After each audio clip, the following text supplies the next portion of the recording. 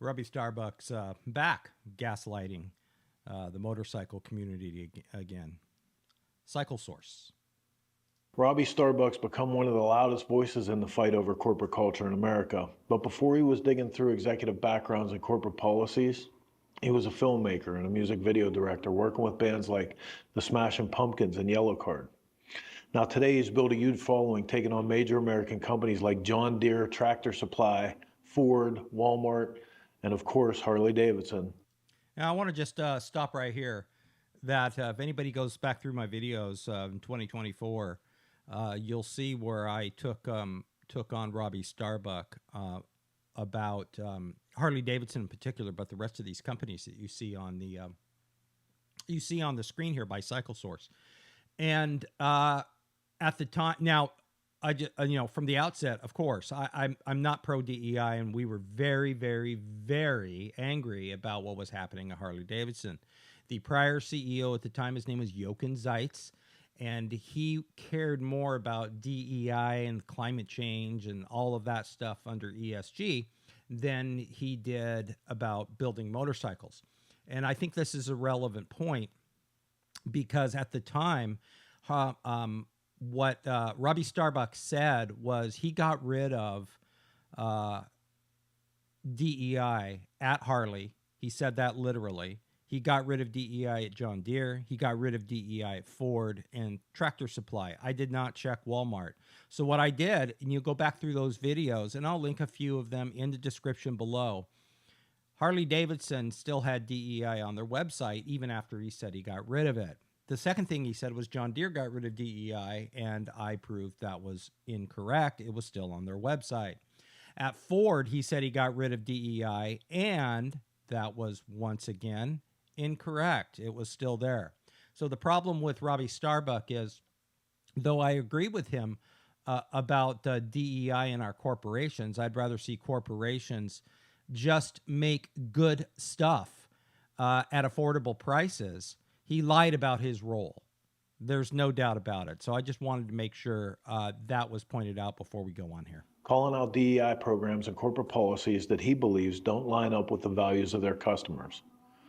When Starbuck turned his attention to Harley Davidson, it lit a fire under the motorcycle industry. Some of what he exposed deserved attention. At the time, Harley leadership seemed to be spending a lot more time worrying about things that weren't motorcycles than they were about the riders who built the company into what it is. He's absolutely correct about that. Absolutely spot on. I agree 100%. The backlash was real, and frankly, some of it was earned. But now we're at a different point in the story, and that's where I have a problem. And this is where I also have a problem before we go on here. What Robbie Starbuck is doing is he's talking about the past support, political support of the new CEO, Artie Starrs, and now their brand CEO. It's not a CEO, but their brand director. And but he's bringing up some of their old stuff from 2 years ago and more that they supported. Now, that's all fine and good, I suppose, but what does that have to do with Harley Davidson right now? The problem, and Cycle Source does not bring this up, but I will since I was involved in it. I was involved in the Free to Eagle campaign in 2024 and 2025 to get rid of the CEO, Jochen Zeitz. Now, we lost that battle, but we won the war because Jochen Zeitz, after that battle was over with, it was a shareholder revolt is what it was, over the DEI stuff, actually. So it's not like we think that Robbie Starbuck is wrong on DEI. It's just that he gaslights people about his role. And he doesn't really know anything about the motorcycle community. He doesn't know anything about motorcycles. And he wants to destroy the company. He literally said that. Remember, there's a video of him where he's celebrating the fact that people are blowing up and using AR-15s to destroy their 1970s Harleys when it wasn't woke in 1970. Yeah, he thinks a lot of himself, and I think that what he wants to do is destroy the company. But back to the point that Cycle Source is making here, we're in a different place. And why are we in a different place? Because we had a shareholder revolt under the Free the Eagle campaign, and it pretty much won. And what is Artie Starrs doing now? Is he pushing DEI? The answer to that is no. However, I will say this, because Robbie Starbuck doesn't, because he's a pretty lazy researcher. The ESG stuff is still on the Harley website.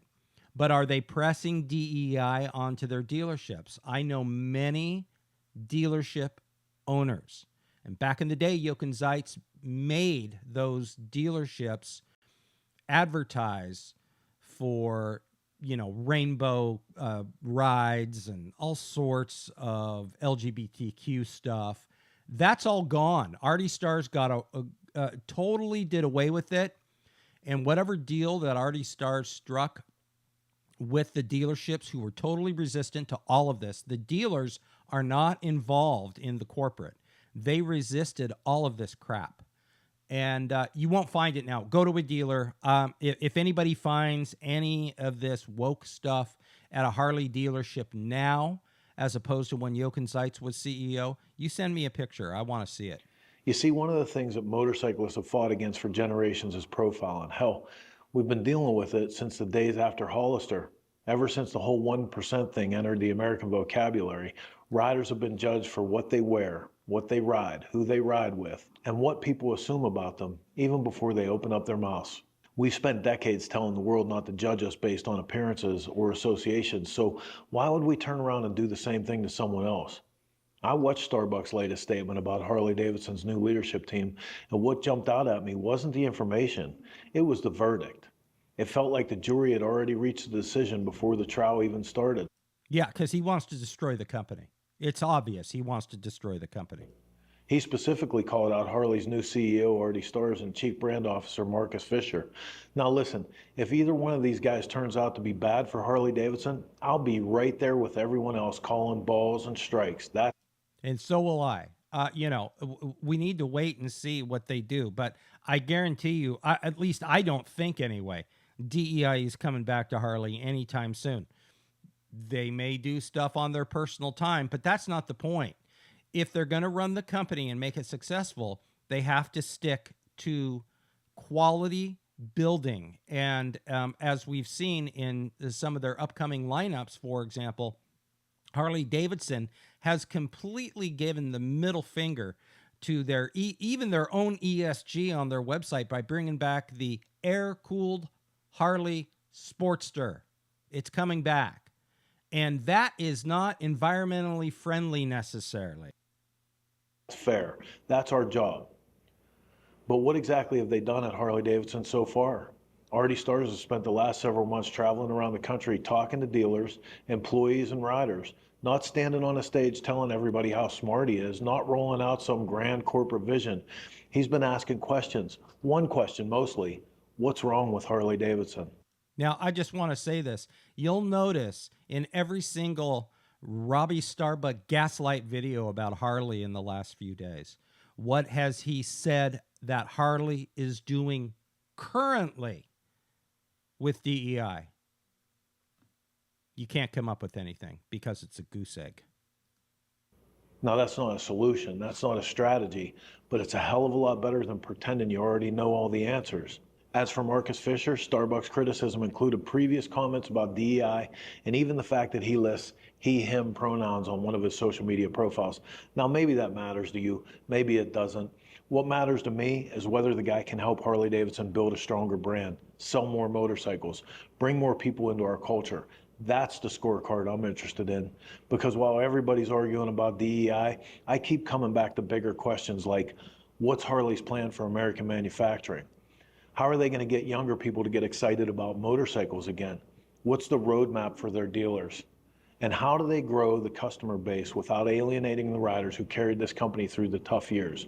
I'll tell you what, Robbie Starbuck doesn't give two shits about that because he doesn't give two shits about American manufacturing. He just doesn't. Those are the questions that will determine whether Harley Davidson succeeds or fails. Not somebody's pronouns, not somebody's previous employer, not guilt by association. Motorcycling's always been about earning respect. Builders earn it with their work. Racers earn it when the flag drops. Companies earn it by the motorcycles they build, and leaders earn it by the decisions they make once they're in the saddle. That's how we should judge Harley's new leadership. Not by assumption or rumors, not by what somebody thinks they might do, but what they actually do. Yep, what they actually do now. That's all that matters. You know, anybody can have wacky opinions you might disagree with. You might disagree with some of mine. But what matters when you're in manufacturing and have a company is, can you deliver? Yoke and Zeitz didn't deliver. And people didn't buy the motorcycles. And that part had nothing to do with the woke crap. Now, the woke crap that he did was just the tip of the iceberg. But people didn't leave Harley necessarily because of that. There was one instance back in Sturgis of 2024 when he said that the Harley tent was empty. It wasn't, actually. As the guy, a cycle drag, as a matter of fact, took his video camera and went there. It wasn't packed, but it wasn't empty like Robbie Starbuck said it was. The guy is gaslighting us. The new CEO and leadership team deserve the same standard every rider, builder, and business owner in this industry deserve. The opportunity to earn respect or lose it through their actions. If they take Harley Davidson in a direction riders reject, hold them accountable, but at least give them the chance to prove it first. Yeah. That's not being naive. That's being fair. Yeah. And fairness is a standard worth protecting, no matter what side of the argument you're standing on. That's right. Now, on a final note, in the coming days, there will undoubtedly be a flock of social media influencers climbing aboard the latest Harley Davidson controversy, hoping to ride it all the way to clicks, followers, and ad dollars. That's the nature of the modern internet. As a matter of fact, one of the first things that Robby did in his presentation was tell riders to leave Harley Davidson and switch to another brand. Yeah, he told them to leave and go to Indian. And I cataloged this a long time ago, and it's a little bit different now because Indian was a money loser for Polaris. And Polaris sold off the Indian section of their business. And they are a private business now. So Polaris is publicly traded. And at the time, in 2024, Robbie Starbuck was saying everybody should go to Indian. But Indian had DEI, actually. They had a statement of DEI, which I noted in one of my videos. And so what I'd like to do here is just sort of remind everybody that this right here is the original logo for Indian that is still to this day, even though Indian is now a private entity and not publicly traded, is not been reconstituted to the motorcycle. Why did Indian get rid of this logo? Because they considered it racist. And in order to bow to the DEI gods in the government, they got rid of it, whitewashed it, and totally changed the logo and got all the, the pretty colors out of it. That is what Indian did, and that is what Indian continues to do. Robbie Starbuck is gaslighting in the sense that he's saying, go buy Indian, they're not woke. Oh, yes, they are. Until they bring that logo back, they're still continuing the DEI policy that they had under Polaris. 3 times, actually. Why are we letting influencers decide what our next move is in the first place? Yeah, that's right. The question riders should ask is simple. Who are they serving? The motorcycle industry? Nope. The riding community? No. Or just the algorithm? Influencers who sell their opinions to the highest bidders are a blight on the age-old practice of journalism. And before anyone asks, neither Harley Davidson nor Indian Motorcycles advertise with us, nor do they pay for favorable social media coverage. You see, what's at stake for me isn't access. It isn't advertising. It's the 30 years I've spent practicing the craft of journalism. And that's something I take too seriously to stand by and watch it be auctioned off. Yeah, I love this guy. Cycle Source is an old magazine. Well, old, I think it didn't start until 2009. I could be wrong about that. But very respectful in the community. No, he's not woke. And he's just looking at the business because he wants people to be successful. There's only one motorcycle that has a longevity continually without going away, and that's Harley Davidson. So there's a lot of people who love the bike, love the sound. I'm one of them, of course. And I'm not paid by anybody, and I'm not trying to be an influencer either. But when you have people like Robbie Starbuck, who doesn't even know how to change his own oil, try to tell us what we should be buying, and then lies about what is really happening with the companies that he is attacking, Harley Davidson in particular here. Then, and telling us to go to another company that's doing the exact same thing, then, we should be very suspicious about that.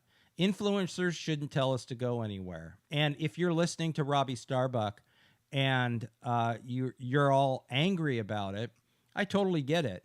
But that's your confirmation bias talking if you don't try and fact check this guy, because he will and has totally manufactured the truth, except for the truth that Harley was woke. There's no doubt about that, under Yoke and Zeitz years ago.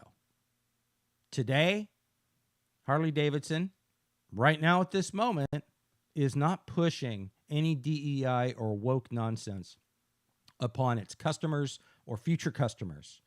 They actually are trying to build something and keep their stupid political opinions to themselves.